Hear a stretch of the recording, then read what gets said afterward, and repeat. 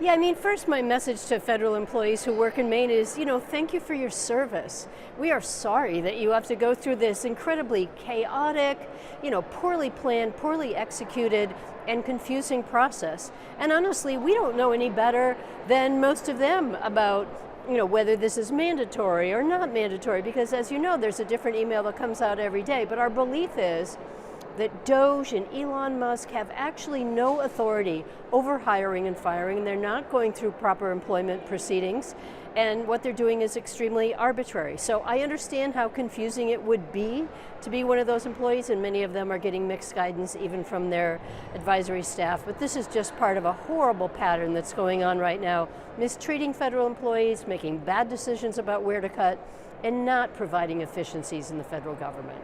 I think every agency in the federal government is going to have to look at ways they can prioritize and make sure they have people able to do the most important priorities of the federal government.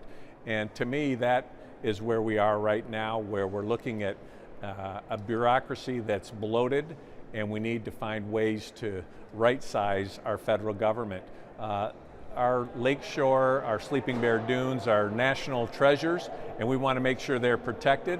But we've got to do it within a budget, and that's where we need to set the right priorities, and to me that would be a very big priority. So we'll continue to work with the administration on this, and Congress is going to have an important say in this process, but you can count on me advocating for the Sleeping Bear Dunes.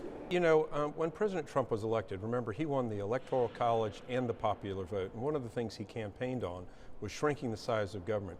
Especially the last 4 years, we've seen an explosion not only in the number of government employees, but the spending of the government. And good, bad, or indifferent, Republicans and Democrats for the last quarter century or really 50 years are responsible for the horrible debt that we're facing these days. And again, in the next 1 to 3 years, if we don't get control of our debt, we face national insolvency. So the president has appointed Elon Musk to head up the Doge committee or the Doge agency, really to look at what federal government is. There's some things that the president has enabled him to do as far as the number of employees that he recommends to the president to eliminate their jobs. But then again, this is what the president's doing. Elon's not doing. The president is making the real call. Elon's only making the recommendations. And so, there have been a lot of heads on fire about what's happening.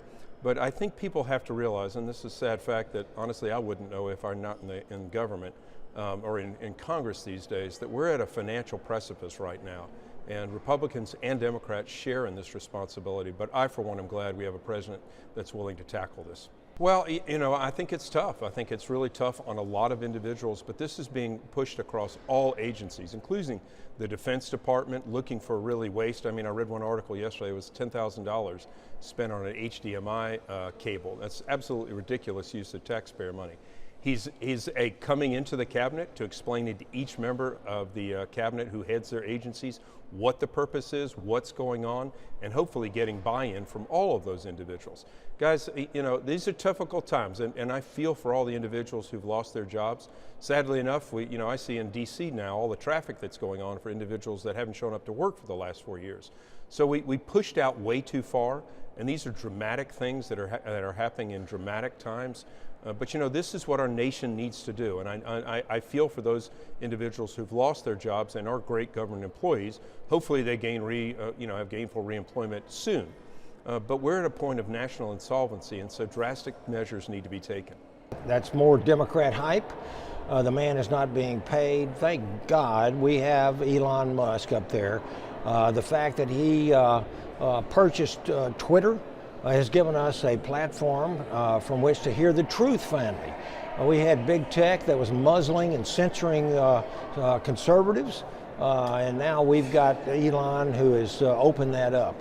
And thank God for President Trump as well in appointing Elon to what he's doing.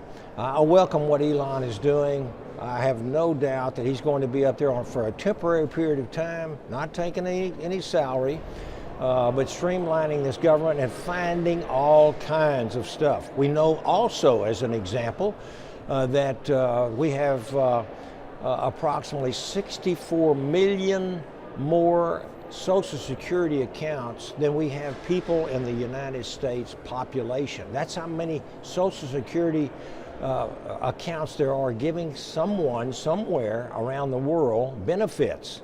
And on top of that, we have over a million people who are getting Social Security benefits who are up to 230 years old.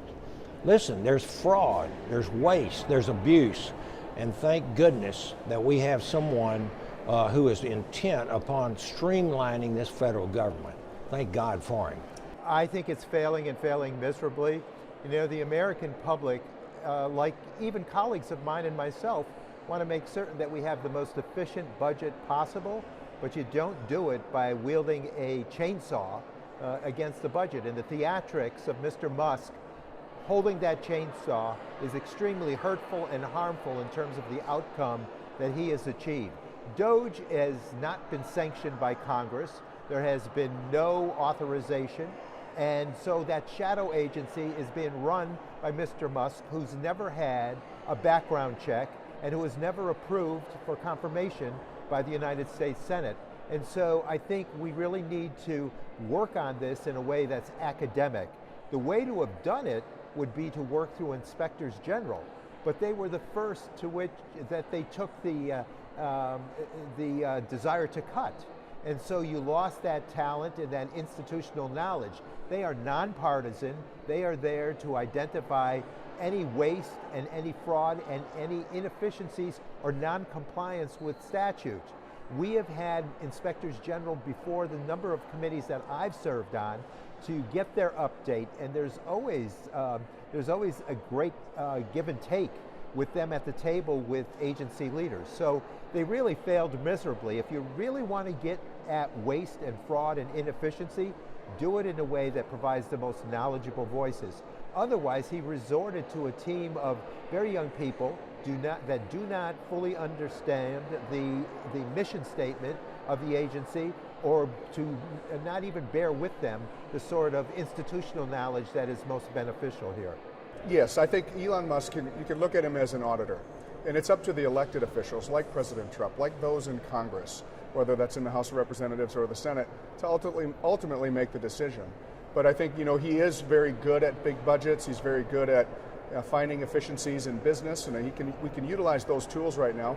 And look, just like I do, coming from the private sector, I think it's important to have a different perspective than a government perspective, because we're in a mess. We have a federal debt right now of $36 trillion. We're continuing to go into debt almost $2 trillion per year. And we have to make very, very tough decisions in order to get our budget under control. So why not have somebody that has experience with big budgets come in and give advice, and then it's ultimately up to the elected officials.